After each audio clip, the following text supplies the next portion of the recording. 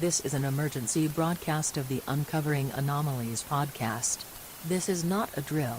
Remove any children and pets from your home and go to your nearest shelter. Remember to at all times listen to the Uncovering Anomalies podcast. And whatever you do, do not under any circumstances trust what you see.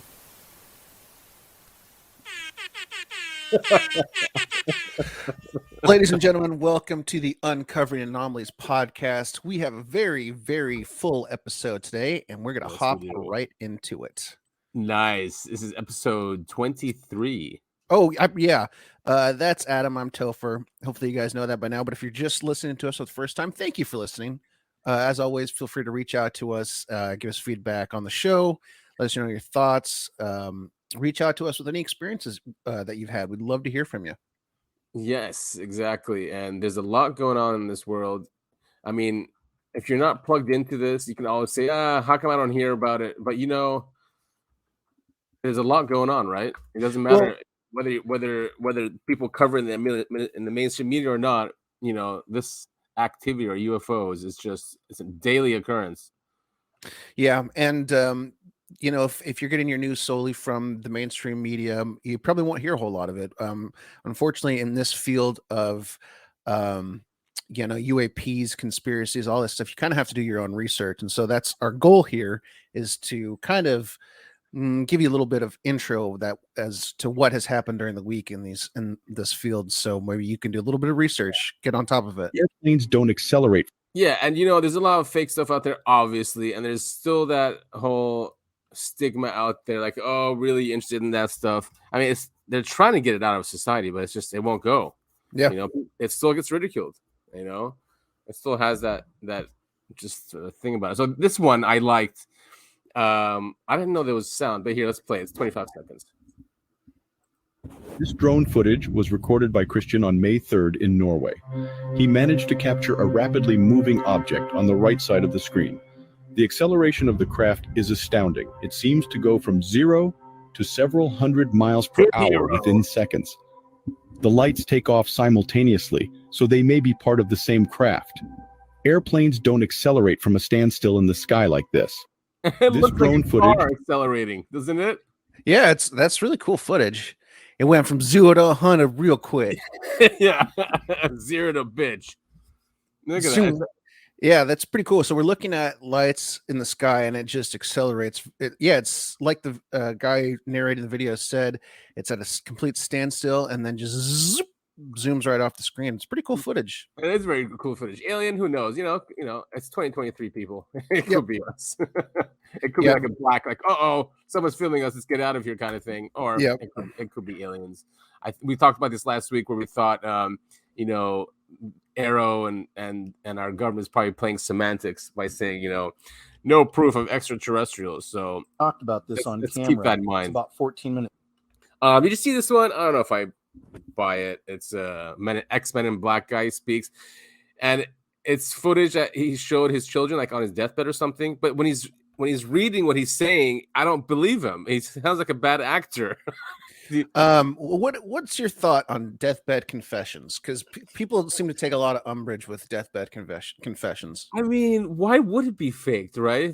Unless there's like a feud going on in the family for a will or something like that, or I don't know, dude. I won't understand why someone would fake a deathbed confession. What do you think? Yeah, I don't know. It's interesting. I mean, I can see it coming from just a hubris standpoint. If you tell a huge lie in your deathbed, no one can really deny or confirm that it really happened. Maybe it's an ego thing. But at the same time, why? I don't know. You have to be kind of a sicko to do that to the people you leave behind. If you're, completely making something up, fabricating something. Now, this is long, so we won't go through the whole thing here, but let's listen to some snippets just to see, like, his sincerity in his voice. But he talks about, and really in details, like, he was taken from basically when he was a kid and trained on this, and he's killed many people, like, trying to expose UFOs. Like, he'd take him out, stuff like that. It's long, and I'll just show you a few clips. But he's ex-CIA, and more importantly, he claims to be ex-Men in Black. And just check out what he's saying here. This transition in my life happened in 1970. The senior black project director was William T. Latham, who had worked under CIA Executive Director Richard Schlesinger. Latham stated that I was the perfect candidate for my new position. I was a foster child, and I had no connections to existing relatives. I had no friends or social life. It was easy for them to erase my past and provide me with a new identity. I gave myself to them as a priest would to his God. But first, my mind had to be erased. Mm-hmm. I was injected with various... But do you see what I mean? Yeah. Like he's Yeah, like definitely. he's acting. Well, and this is just, I mean, this is, you know, as far sci-fi as you can go, the mind erase stuff. Yeah, exactly. And my mind was erased, so I don't know. He goes into lots of details, though. That's for sure. Well, you know, is this someone that possibly thinks they're telling the truth? You know, we've talked about MK Ultra a lot on this podcast. I mean, is this one of those things where someone was essentially brainwashed into believing all this stuff, you know, and used as a pawn? Yeah, exactly. And it just, I don't know. Yeah, MK Ultra is weird. Erasing memory is weird. I mean, it means that your memory is not going to be. I mean, how is your memory erased, but then you can remember everything to tell? You know what I mean? I think that's most of the issue that people have with it. Like, right out the bat, he messed it up right there. Yeah. Zamora, you know about Zamora now, right? Yeah. By now. Yes. Yeah. So this came out because, well, it's not new, but the FBI and Air Force investigated this, and the documents and the interviews came out about it. So it's really cool to hear. I don't know if you listen to the interviews, about 12 minutes long. I mean, it's an old one, but it's good to go back and see this stuff. Definitely. The FBI also said that there was a second landing of a similar craft 2 days later. The name of the witness is redacted, but he told the FBI that while visiting his father, he went to calm down some noisy horses around 1 a.m. That reminds me of Nope. When they spotted a large object shaped like a butane tank about 300 feet from the house. Also similar to the Socorro incident, the FBI report on the La Madera case noted that the witness reported a blue-white flame associated with the object, 4 rectangular V-shaped landing marks, and several circular marks about 4 inches in diameter. Here's a copy of the report. And, you know, this one also was caught in France, right? That's what brought Valet into this back then. So interesting that this craft was obviously on a scientific mission or something. Yeah. I just I wish we could truly understand the motivations behind, you know, these craft instead of having to speculate. But that's our job, you know. Yeah, and because I guess those leaks from that one guy on 4chan and just some more stuff coming out, it does seem like even the beings themselves is created with the craft.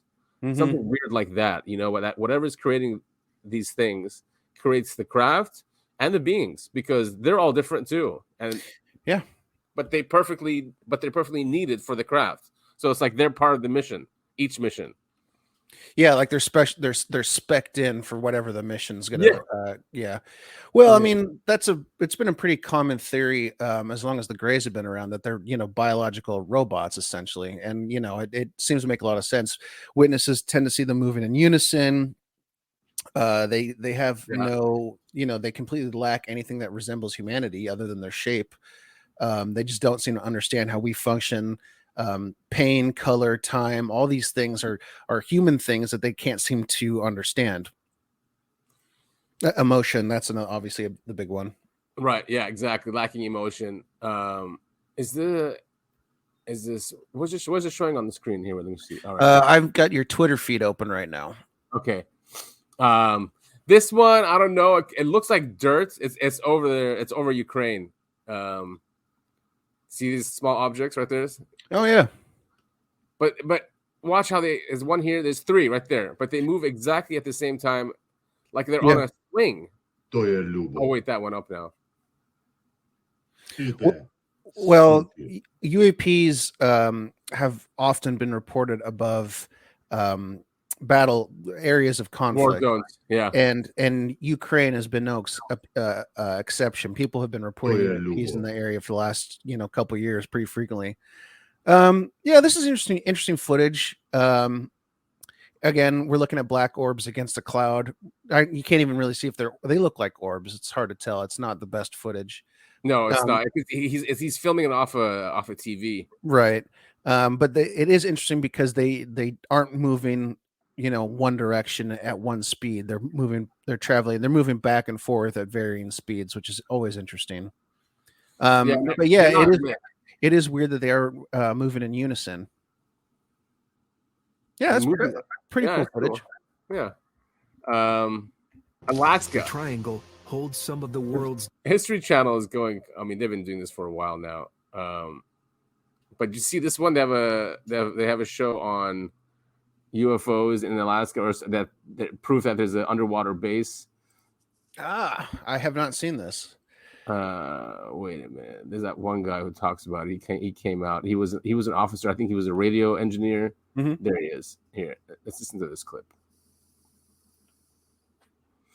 in military law means he can now speak publicly about it without fear of jail.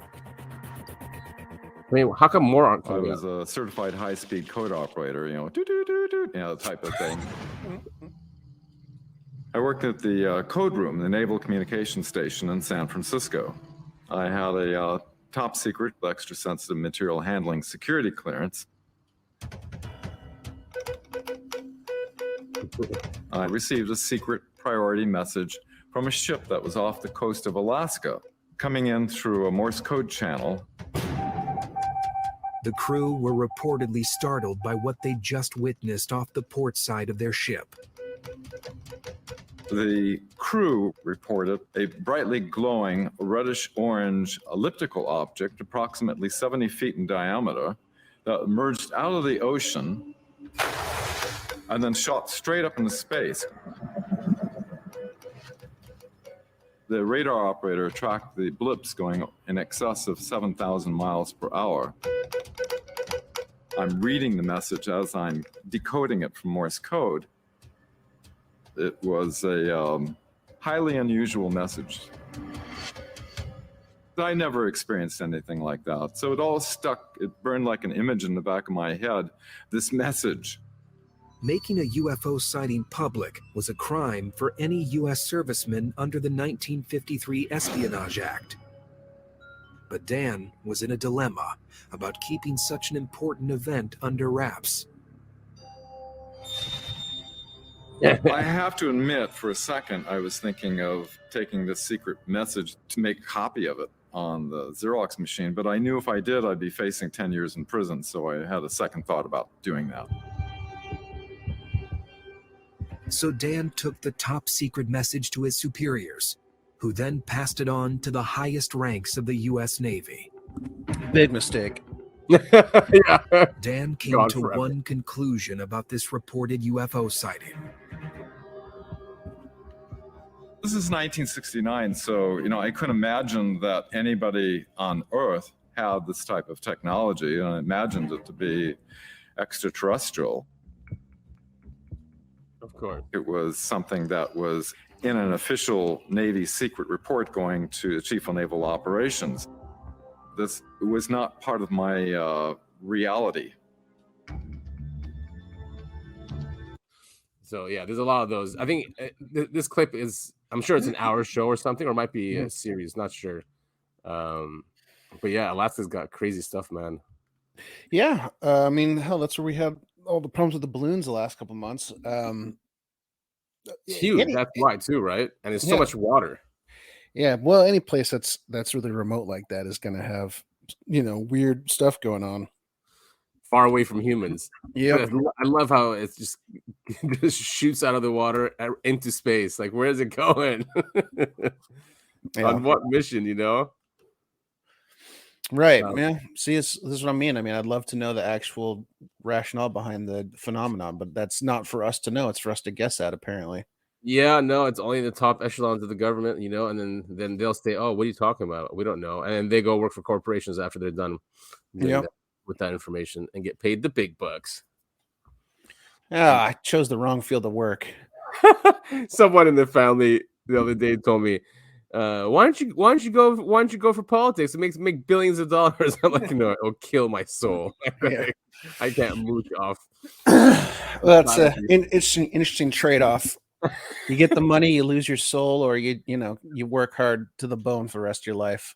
Yeah, and I'll go in there thinking, oh, I can change things, I can do something for the people. No, because I'll notice how corrupt everyone is, and if you're not as corrupt, no one's gonna work with you or trust you. You have to be just as corrupt as them. Right.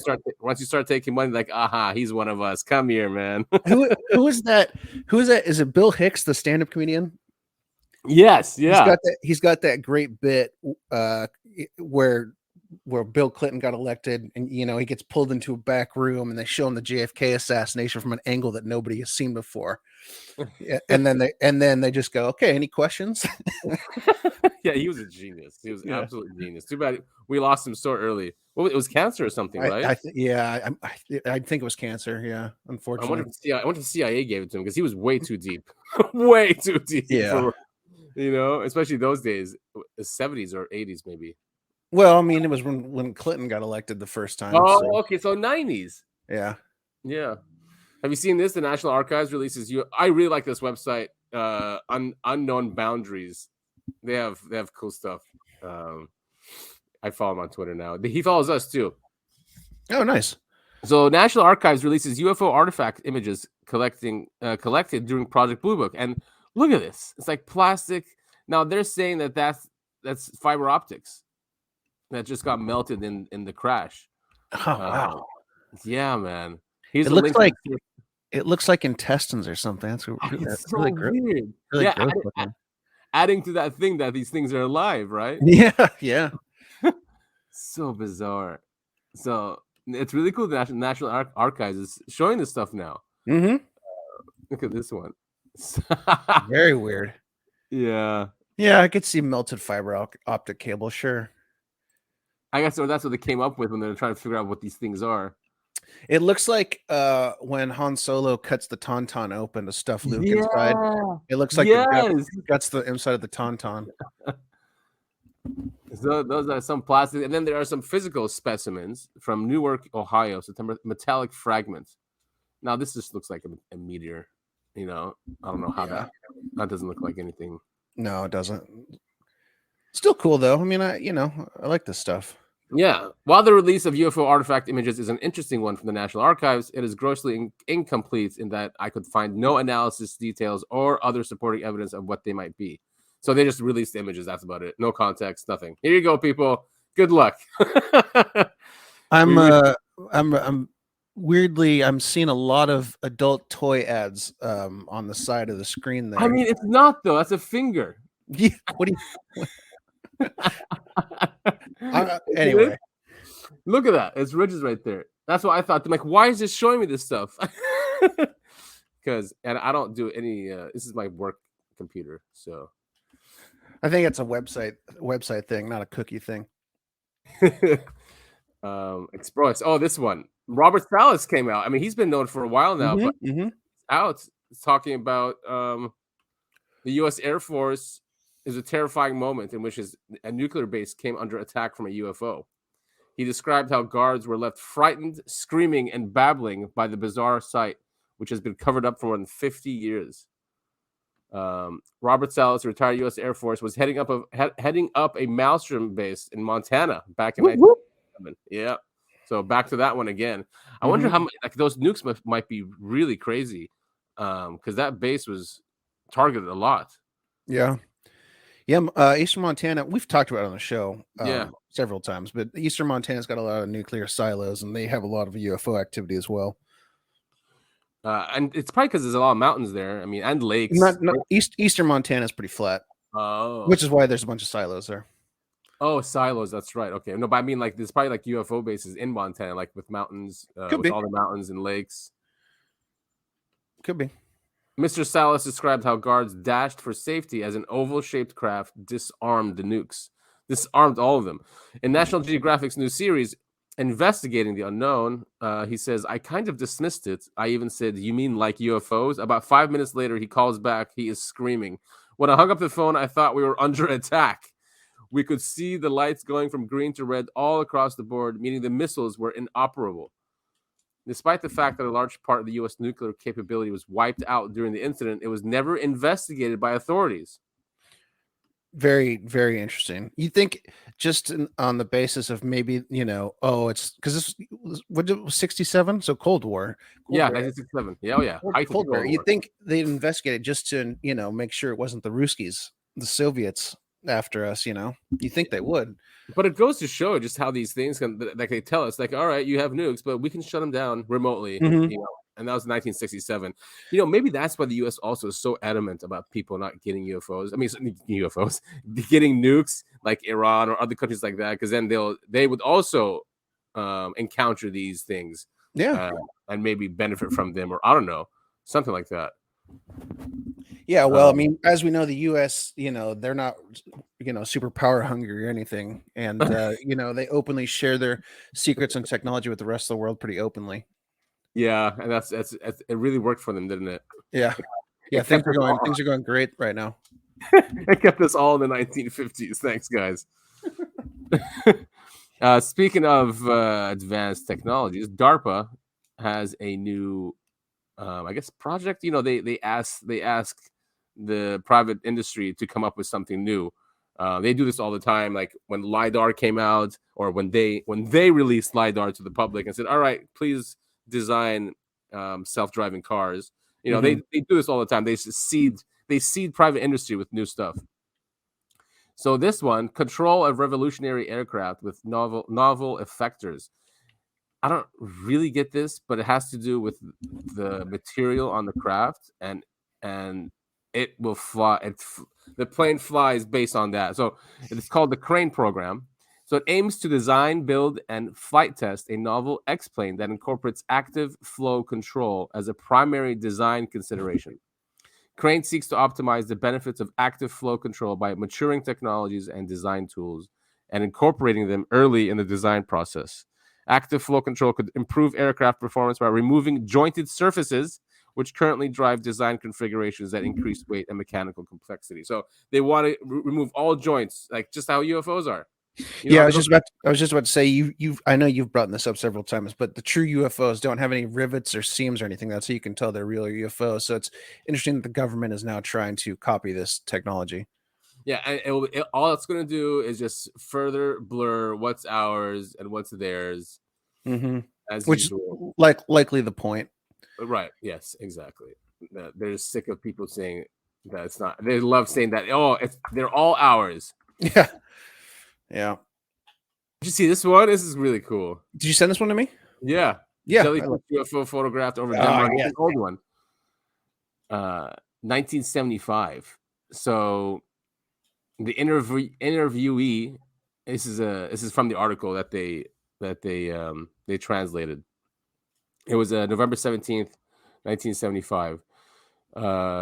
So he says he is a nature lover and likes to watch and study the bird life around the lake.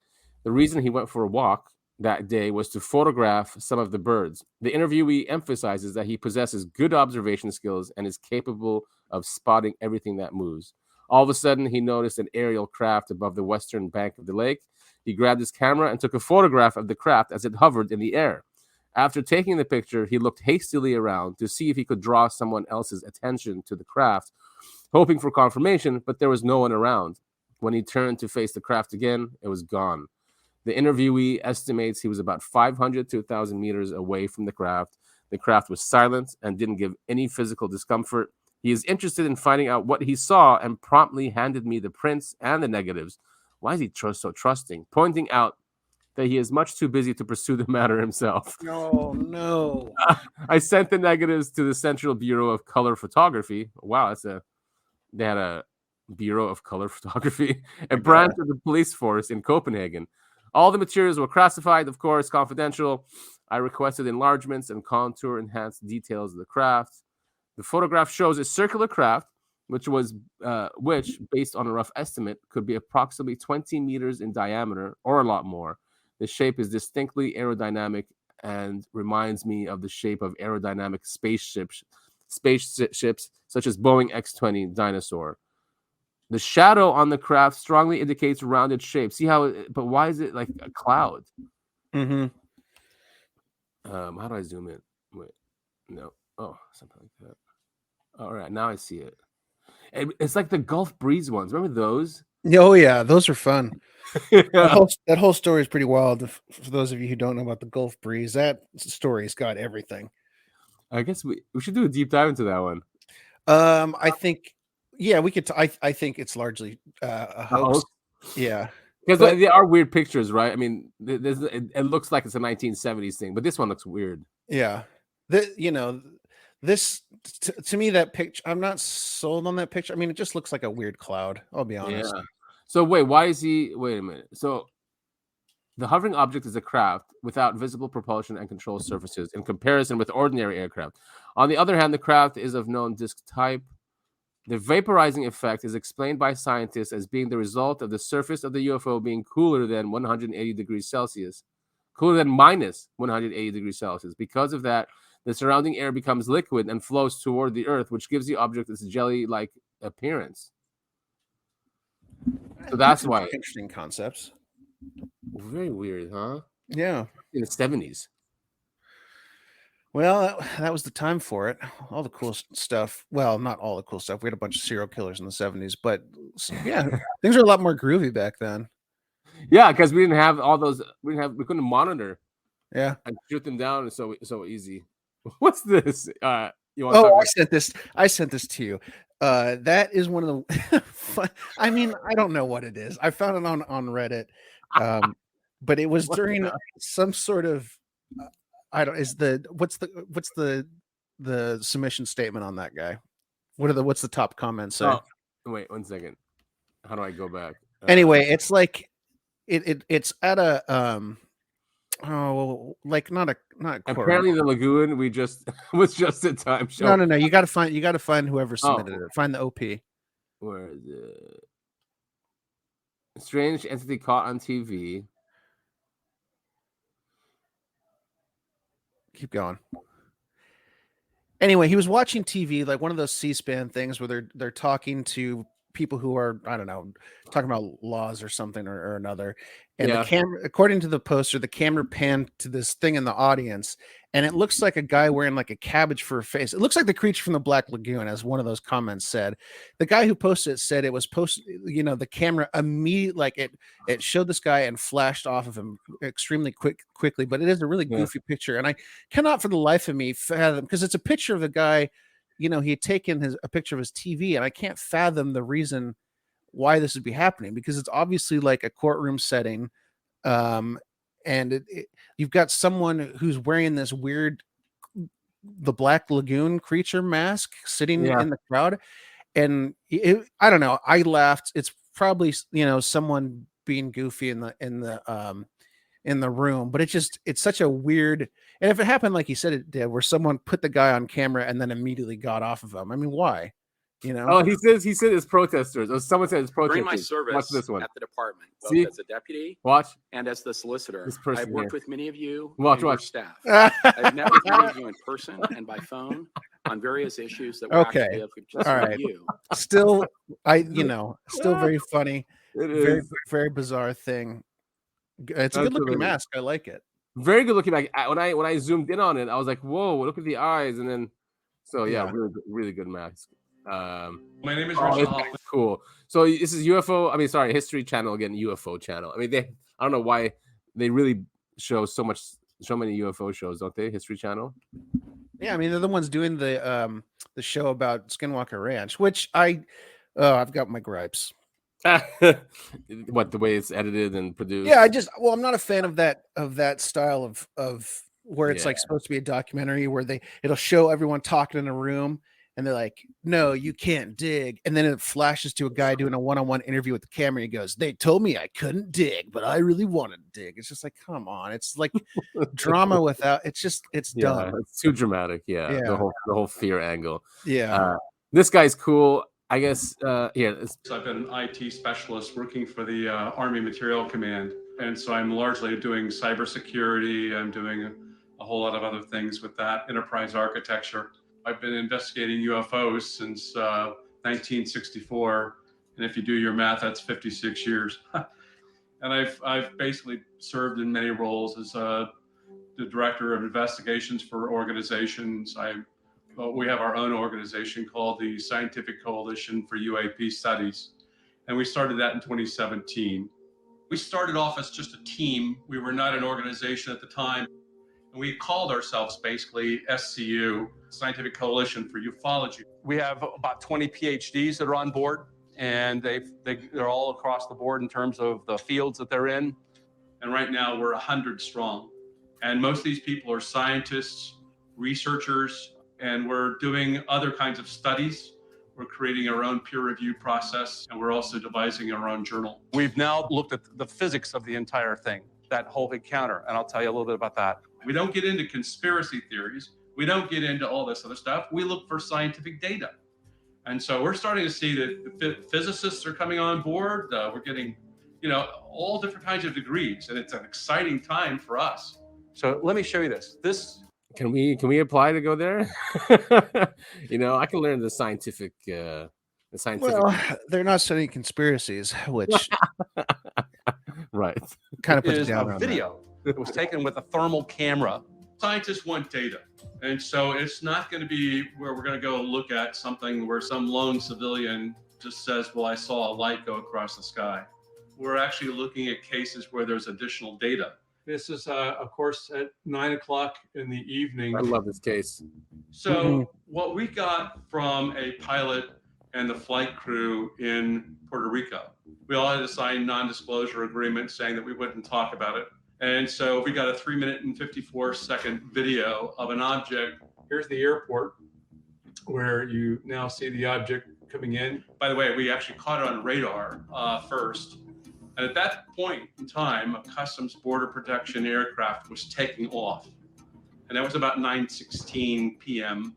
So it was already nighttime.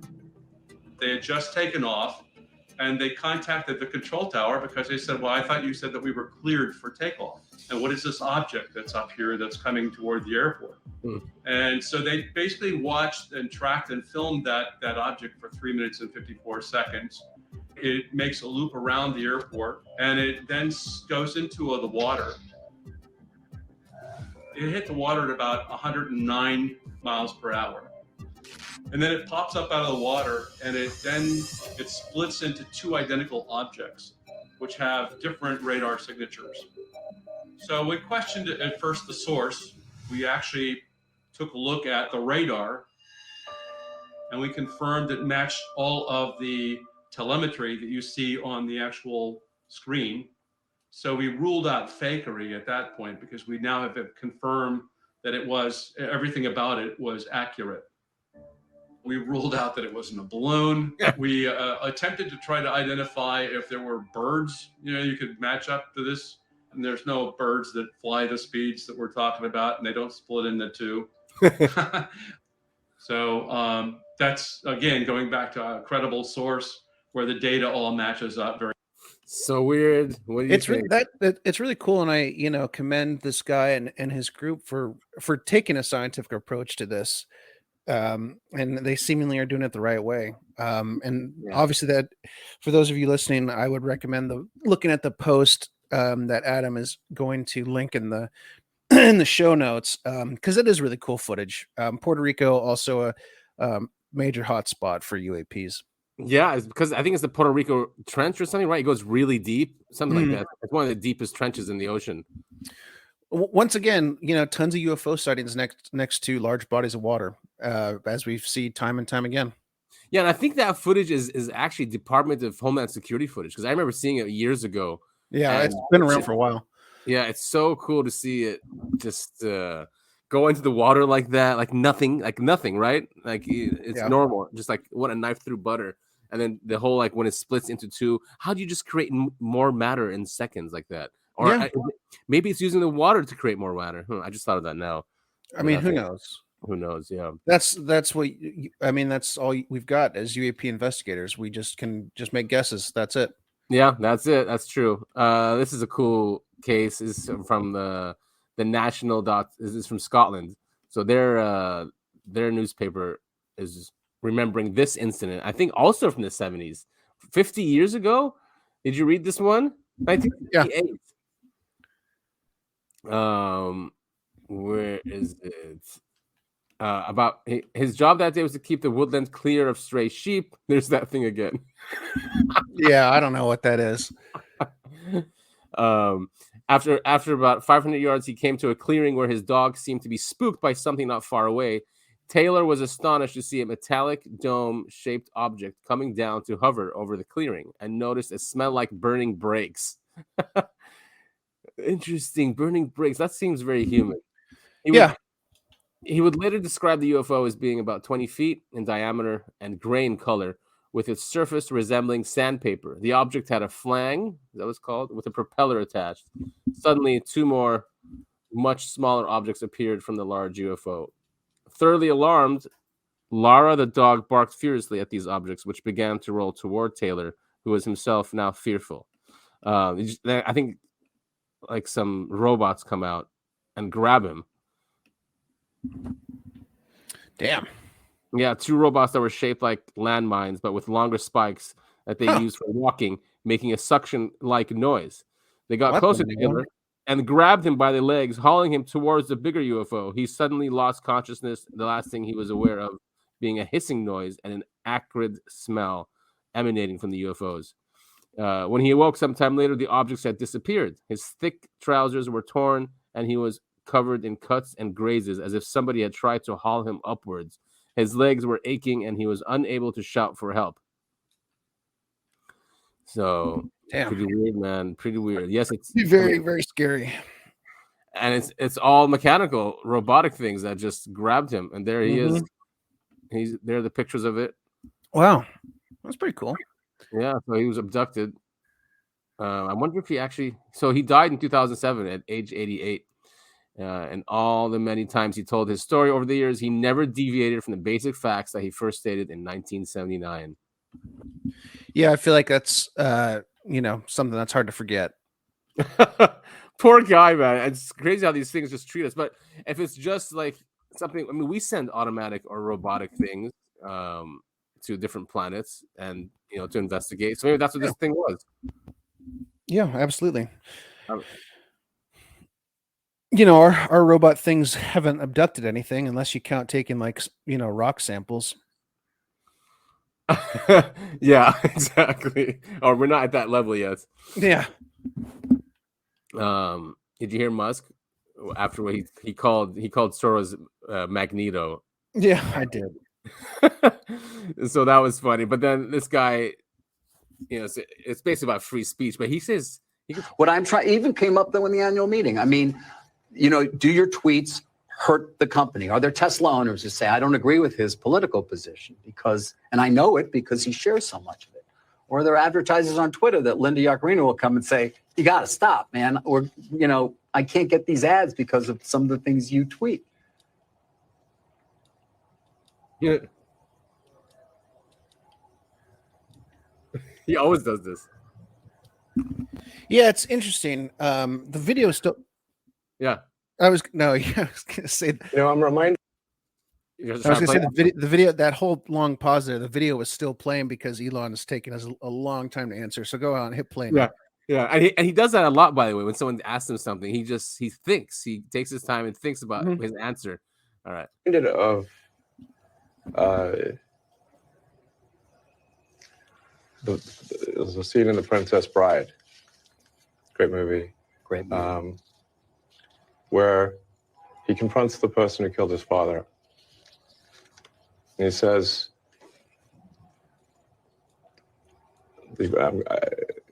offer me money. Offer me power. I don't care. So you just don't care.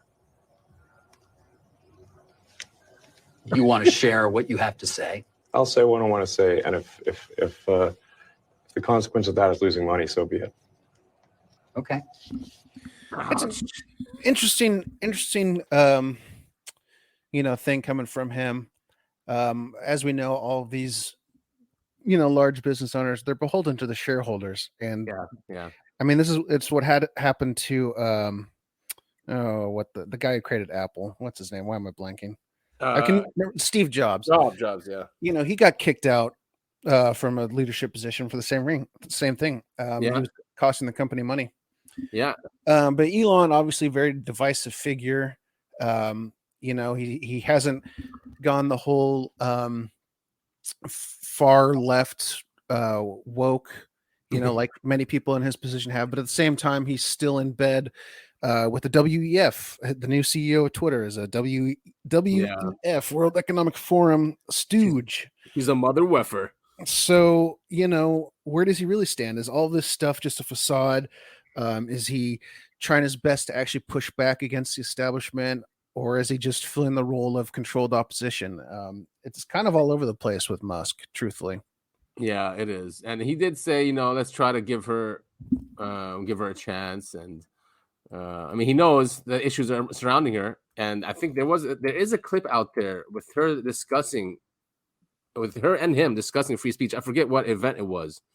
But she's definitely for censorship. So it should be interesting what happens when she comes in. I mean, when she's starting this month?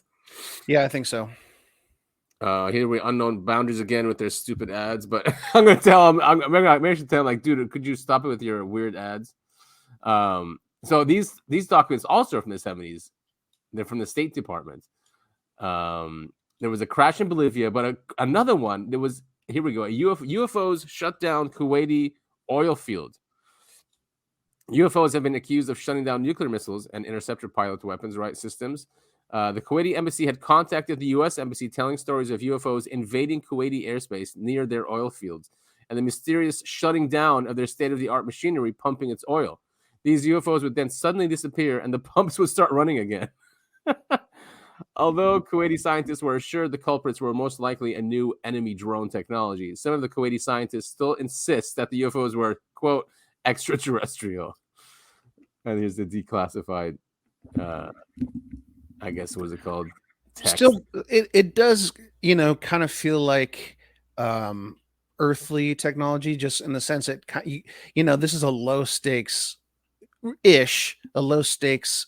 thing to start testing on. You know what I mean? They're not trying out activating and deactivating nuclear weapons. They're doing what they say they were doing? They were just deactivating the pumps. Yeah. This was so, like I'm saying, relatively low stakes. If you screw something up.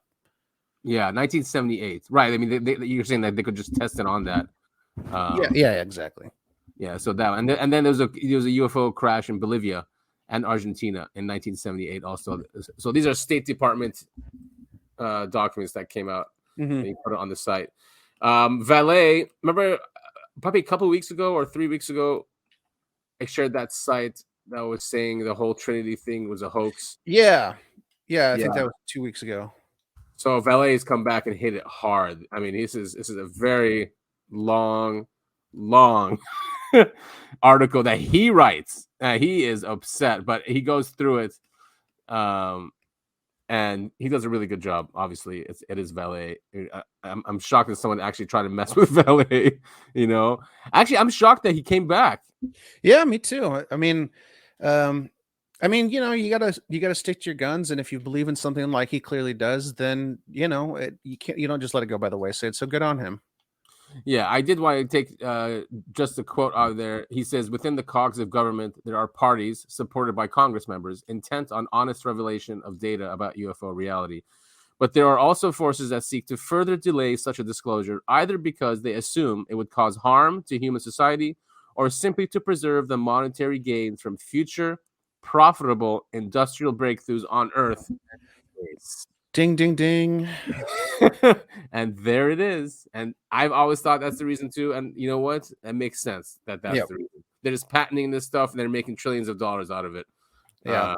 Right. While keeping everyone else in the dark. And it's too bad because it's enslaved us instead of freeing us. What's the saying? Never attribute to stupidity, which you could attribute to malice or something like that. Oh, I don't know that one. It sounds good though. It just basically, if you think something is really stupid, it's probably someone being a dick about it, not just being an idiot, not just being short-sighted. They're actively being evil about it. So yeah, and that makes sense, and especially with this case. I mean, with this subject, it's just. I mean, I don't know if we're ever going to get out of it. It's like it feels like it's like a human short circuit or something. When it comes to this subject, it's just bizarre. Well, not to blame one group or another. I'll be really interested to see what happens in this field once some of the older members of Congress and our government die off. I hope so. I mean, look, one of the big things in the news now is you look at Feinstein being wheeled around in a wheelchair. I saw those memes. Yeah, she looks like Emperor Palpatine, and she's 89 or something. I mean, these people have no business running our lives because they're so damn old. And just die. I know. I'm waiting. I'm waiting to see what happens once they're all gone because they're too old. Yeah, I mean, and Musk has a great quote on that. Someone was asking him, he's like, "Yo, you're so interested in everything, but why aren't you interested in longevity, like life longevity?" And he takes a really long pause. He goes, "I don't think people should be living longer." He goes, "It will cause what's it called, ossification of society." Basically, he goes, "People don't change their minds; they die." So he goes, "People they need to die, so a newer generation comes up and takes over because then that's kind of society won't." Well, I think exactly. That's why we're still living the 1950s, just with new shiny objects around us. But we haven't changed. No, that's because the same people are in charge. Yeah, I agree. Speaking of old news, this guy wants to start a UFO museum. David Marler. That's kind of cool. We should go check it out. He's the executive director of the National UFO Historical Record Center. So he's collecting everything. He's an archivist, UFO historian, archivist. And his collection is growing. His Rio Rancho home has 32 4-drawer file cabinets with government documents, reports, cases, case files, hundreds of thousands of news clippings, and more than 1,500 books cataloged so far. He's got historic audio recording. So he's raising money to build out a UFO museum. He's saying he'll need up to 10,000 square feet of space, 5,000 for phase 1.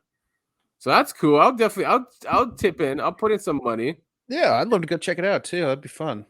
What city was this? Albuquerque. Oh, cool. Of course. Nice. Yeah. Promised land. That's a good excuse to go to New Mexico. I always wanted an excuse to go there. I mean, yes, Area 51 is a good excuse, but it's a far drive just to go for that. Yeah, especially since there's right now. Well, not right now. There's nothing. You just go and look at a mailbox, right? I mean, you can't see anything from the road. No, you can't. You can go to the little alien and hang out with people who tell stories. Yeah. But it's their livelihood. So, take what they say with a grain of salt, I guess. Mm-hmm. We should do we always want to do an episode near Skinwalker Ranch. Yeah, man, I would love that. I'd love to go camp out near Skinwalker Ranch. Go see what we see. I got on Airbnb and I put Skinwalker Ranch Airbnb, and there's a ton. That's near I'm sure there is. Speaking of Mary Johns, those who have been listening to the saga of us trying to do a CE5, we once again last night got overcast weather, so we weren't able to go. So Adam and I have decided we're going to sneak up on the phenomena. We're not going to pick a date to go because the last couple times we tried that, it hasn't worked out. So we're just going to pick a spur of the moment time to go and see if we can sneak up on it. That's the best way to do it. We'll wait on a clear day, and then that night to be like, all right, let's go. And then we'll just, I think that's the right way to do it. I think we talked about this. Huh? I just said stay tuned. Yeah, stay tuned. We will do it. It's the intent is still there. We have not quit. I sent you this Cosmic Sperm. Yeah. From George Knapp. We might have talked about it because we do follow the show. But now this got picked up by the Daily Star in the UK.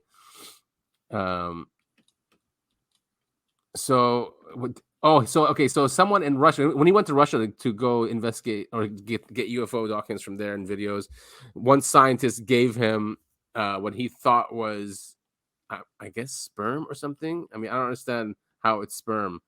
They could not figure out what they were. why they were made, what their purpose was, or how it ended up in the dirt in 2 alleged UFO landing sites so far apart. So this scientist gave them to Knapp, and he said, could you test these in the U.S. and let me know what they are? So he came back to the U.S. and he sent them for testing, and they never figured out what they were, and they never returned the spores to him. Okay, listen, everyone listening right now, I'm going to tell you this. I don't know how we haven't not figured this out yet. If you ever come across some UAP, UFO technology or something you don't understand, you want it tested, you go with the thing you want to get tested. You don't let it out of your sight because you're not getting that shit back. No, I don't understand how people have not figured that out yet. Don't send it off for testing. Take it with you and do not let it out of your sight ever. Yes, ever. Exactly. And ever. if they say, oh, well, you're not qualified to be here and see this, you go, fine, you're not testing, and you take it back with you. You'd think George would know that. Yeah, that's what I'm saying, right? Man. Oh, my God. So he goes, all my inquiries to get them back have been unsuccessful. Nobody knows what happened to them. Somebody there took them. George said the other UFO-related material he sent to the testing museum had been returned, but the sperm was missing. Oh he said Yuri discovered them when he was sent to a suspected landing site near the Russian capital, looking for single-cell organisms in the soil. He found them there at the site. He found them again at a UFO landing site in Kazakhstan, the same kind of little spheres. He called them cosmic sperm, and he had them in a little petri dish. He had the theory that they would sprout, that they were some kind of biological agent, that they might sprout into either a being or animal or plants. He gave them like half of the world's known supply of cosmic sperm and said, take them back to the U.S., do some tests on them, let me know what you find out. George said he'd had some analyzed, but they remained a mystery. Okay. That wasn't very helpful, was it? No. So nothing. So this story was all for nothing, essentially. Yeah. Because you gave it to somebody instead of holding on to yourself, you dingus. Too bad, especially when it's something like that evidence. Well, hopefully with that new organization we talked about, they'll have peer-reviewed papers, and they're scientifically doing it. That's very helpful, I think. Yeah, well, it's only a matter of time until they're infiltrated by the CIA. So, good luck to them. I hope they do a lot of background checks on new hires. Yeah. Thanks for that one, Topher. You're so right. Right. That's exactly what's going to happen.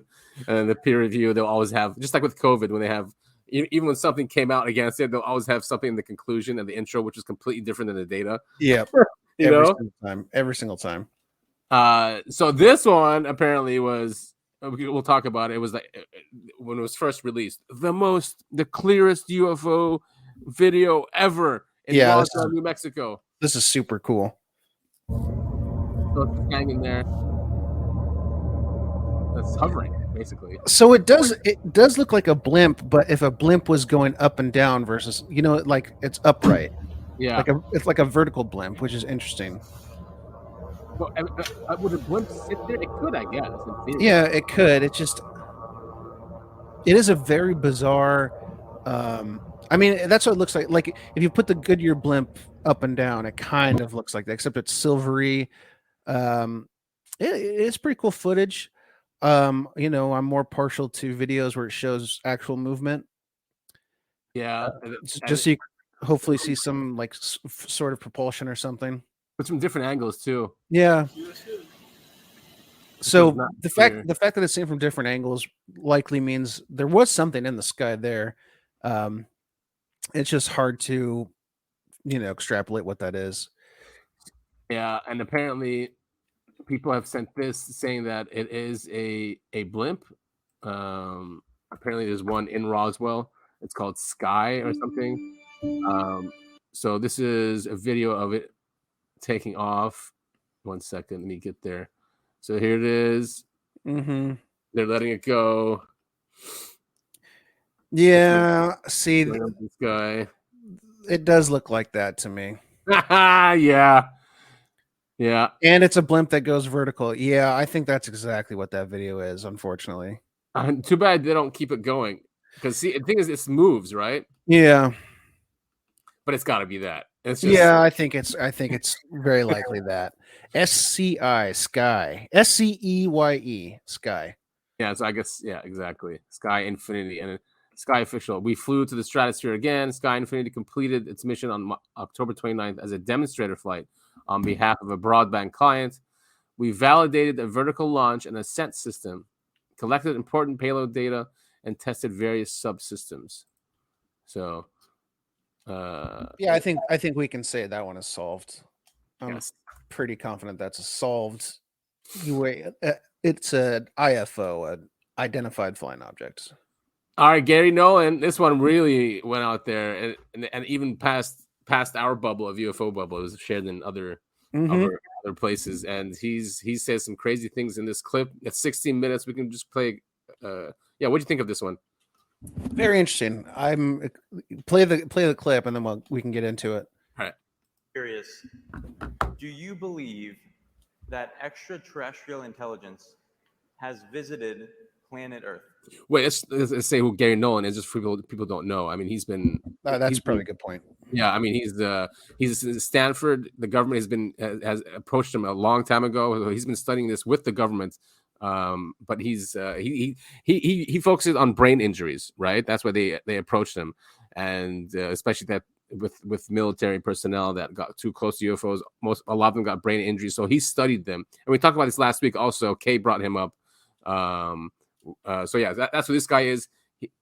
He's in the know about this. He's in the government program about this. So he has friends. He has connections. He knows a lot. I think you can go a step further. It hasn't just visited. It's been here a long time, and it's still here. And it has basically, people talk about the wow signal, looking for extraterrestrial intelligence. The wow signal is that people see it on an almost regular basis. That's the communication that's already here. And that statement seems so incredible that it's tough to believe, right? Like, people hear that, and maybe a lot of people hear that, and they don't believe it. And so I'm curious, if you had to assign a probability to that statement, that you believe extraterrestrial intelligence has visited this planet, what probability would you assign? 100%. And that's not just my opinion. I mean, look, the National Defense Appropriation Act, passed last year, signed by Biden in December. 30 pages of that is the establishment of an unidentified aerial phenomenon office, the establishment of looking into the harm that's happened to any of a number of the individuals, going back to 1945 and looking at the disinformation and misinformation that has been basically articulated over the decades. 12 US senators have signed on to a document that basically says we want the information. The establishment of an office, ARROW, in the Department of Defense, has 25 people working in it right now. And what's their goal? Collecting the information across all of the U.S. Department of Defense intelligence offices, and collation of that into a uniform format for the very first time, and provision of that then to Congress. The creation of a whistleblowers program specifically that allows people from within, I'm going to say this, who've been working on the reverse engineering programs, reverse engineering of objects, so that they can come in and break their oaths, but it's specifically just to talk to Congress and give that information in classified settings. And that the most recent one that happened was just last weekend, and it created quite a hornet's nest in Washington. And so let's just create kind of like a logical framework here. So we start at the top. We say now there is 100% probability that extraterrestrial intelligence has visited Earth. Now we have to go down to why that statement may be true, why you believe that statement is true. What is the evidence? And I think perhaps we all may have to read between the lines a little bit here. You may not maybe divulge everything, but in your opinion, what do you believe to be the most compelling evidence to support that statement? Well, I think the most compelling evidence is you just need to look at what your government is doing right now about it. I mean, just go and look at the number of politicians, and this is interesting, on both sides of the aisle who have come together and signed off on this statement. I mean, I was involved last year with putting together some of the wording of the NDAA, which was passed into law. So, I mean, so what are they basing their opinions on? They're basing their opinions on the dozens of individuals who in one manner or another have come forward and talked to them in classified settings. So that's the first thing. Then okay, he goes into a lot further and even more details. It's a great clip. So definitely recommend our listeners going through this and listening what he has to say from within. This guy is in the program. He's not in the reverse engineering part of it, but he still has a part of that. He's investigating on behalf of our government. Yeah. So super important. Did you watch the whole clip? Not the whole clip, but I got the gist of it. Yeah. I mean, it's stuff we know, right? But it's good for people who are still on the edge and still trying to figure out what is going on with this subject. Yeah, it's being taken very seriously by our government, and we're throwing dollars at it, lots of money. I mean, there's a whole office being funded, right? I know there's 25 people there. It's crazy. Can I get a job there? Hello. I mean, right? Wouldn't you like to do something that's your passion, right? Yeah, I would. I'd love to. I'd love to get paid to do UFO stuff. That'd be great. I know. Maybe we should apply. We're like, here, this is our resume. We have 22 episodes. That would be sworn in secrecy, though, and then this podcast would just be gone. Well, we're using fake names. I think we're good. Oh, yeah, that's true. You sent me this. Really cool. That's warthog, right? A10 warthog being chased by a orb. We're looking at FLIR footage, I'm assuming. Yeah.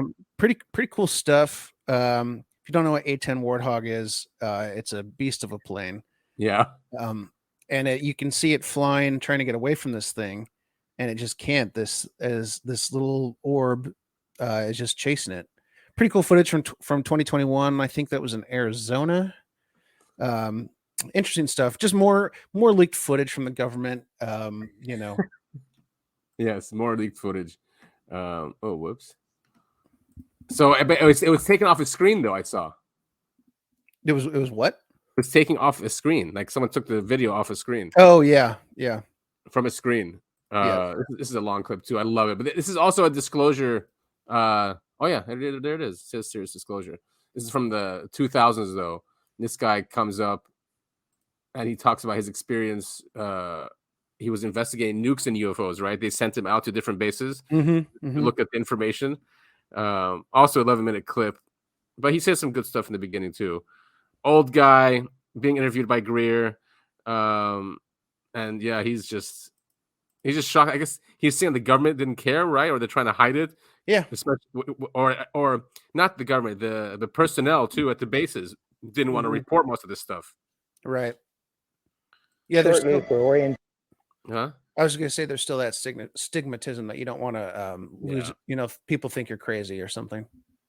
And then they put me into the U.S. Atomic Energy Commission, where I became responsible for maintaining the inventory of the accountability of the nuclear weapons stockpile, and involved in the security and you might say, auditing the manufacturing facilities and the storage facilities for all the nuclear weapons in the U.S. And I was there. While I was there, I had my first incident with UFOs, which in mid-July, they flew over Washington, D.C., and I saw my first 9 UFOs. This is July of 1952.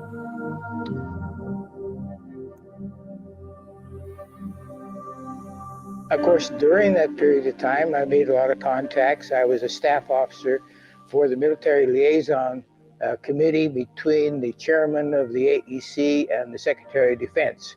And so I became acquainted with not only the Army, Navy, and Air Force, but civilian agencies, the CIA, the National Security Agency, and other contacts which I developed.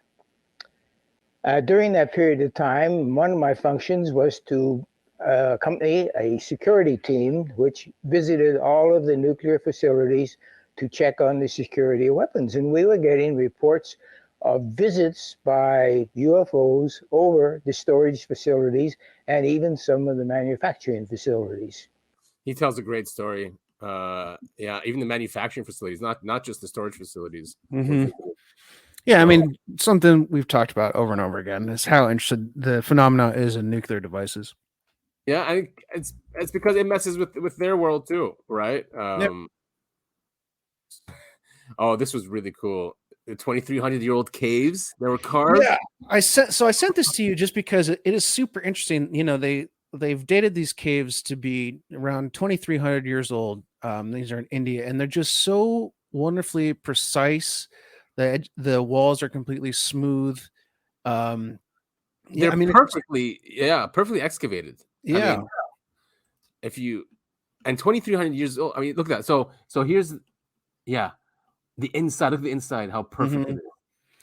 Yeah, I mean, it's got different chambers and all this other stuff. I mean, so I sent this to you because, you know, this ancient human history really fascinates me because I do think humans have a lot richer history than people seem to realize or believe, really. You know, they think, what do they say? The modern human only popped up. Is it 50,000? That might even be too much. Something like that. I mean, yeah, or at least modern humans, yeah. No, or 100,000 years old, something like that, right? About modern, yeah. I don't know. But that we were hunters and gatherers for most of that. But then only 6,000 years ago, basically in Sumeria, is when we started getting advanced. Right, which doesn't seem to add up with all the data and information we've been finding about our ancient ancestors. They seem to be a lot more well skilled and well versed in things like religion and technology. I mean, look at stuff like Stonehenge, and you look at all these pyramids from across around the world. We seem to have had a better understanding of everything. It seems like. Yeah, I mean, I definitely didn't start 6,000 years ago. It keeps being pushed back now, with that place. Well, and that's what Hancock of Ancient Apocalypse. His theory is that humans, we had a much more advanced society than people seem to believe. A lot earlier than modern science has told us. And that's what a lot of people say. What these UFOs is just an ancient breakaway civilization that survived. When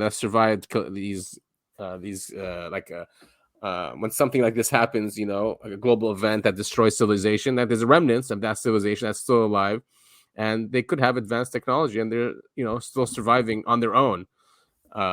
So yeah, seeing stuff like this is crazy. So these are lasers. Yeah, the chamber is very precise and intricately formed, and it's got several. It's got antechamber, like some sort of like gathering room. It looks like. It's just how smooth the walls are is really what got to me. Everything's super precise. Like it could have been cut with a machine. And it's like perfectly hidden too in the mountain, because the mountain still looks like a mountain from the outside, but then the inside is this. I mean, how do they make that? It's granite. Yeah. And it's smoothed out from the inside. Really cool. Really cool.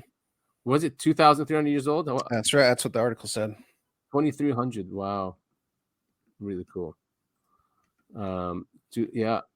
Extreme precision in India. Now the Mahabharata, their religious text is really cool, and I was telling you that it reads like Star Wars, because they have stories of crafts in the sky. They have stories of basically nukes also, that one of their gods uses nukes. So really cool stuff. There is one more you sent. Was it the being like bat-like wings? I did not. I just sent that this morning. We've talked about it. I've brought it up on the show because my favorite cryptid is probably Mothman, and in this article it shows all the different sightings that Chicago has had with Mothman over the last couple of years. This one was from 2019, but there is in that article you can click on a map and it shows you all the sightings of different cryptids that have happened in like downtown Chicago, which is super interesting. Francis, no, not here. Where is it? Oh, a map of sightings here. A map of sightings compiled by Stricker is available here. It's right in the middle of your page. Oh yeah, because it opens up a new tab. That's why. Oh. This one? No, that's not it. It opened up like a Google map. Oh. It's the map of sightings. Oh, here we go. Yeah, that's the one. A map of sightings. Copy link. And this is what over the years. I wonder why they would focus on. Wow. Yeah. Oh, it's on the lake. Mm-hmm. One of the Great Lakes. Mm-hmm. That's where Chicago is. Okay, that's why.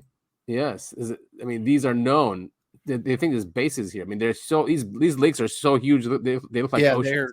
The Great Lakes are called great for a reason. I mean, they're absolutely a lot more if you've never been to one, it's easy to not realize how big they truly are. I mean, they are. It's crazy. You have to see with your eyes. It's something else. Like, what? That's a lake. So, cool, very cool. Look at all that. Cool that you did that. Bat-like object witnessed over Chicago. Orange-eyed winged being. Bat-winged humanoid. Chicago Owlman. Eyewitness. OZ Park. Chicago Owlman. Owlman. Giant bat. Bat-like humanoid. Cool. Yeah, I'll definitely link this in the show, and our listeners can go in and look at these different cases. Yeah, it's cool stuff. Well, nice. That's all we have for this week. Definitely a lot going on, man. A lot going on. Well, thank you all so much for listening to the Uncovering Anomalies podcast. That is Adam. I am Topher. We want to thank you all so much for listening. Feel free to reach out, as always, for feedback, any stories you want us to cover or do deep dives on. We'd love to hear your thoughts. Absolutely. Anything else, cuz? No, well, follow us on Twitter. You can always interact with us there. You can always send us emails too. We're available, and send us your feedback, any stories you want us to cover. Follow us, share far and wide, and let us know what you think of the show. Absolutely. All right, well, thank you all for listening, and we will see you all next week.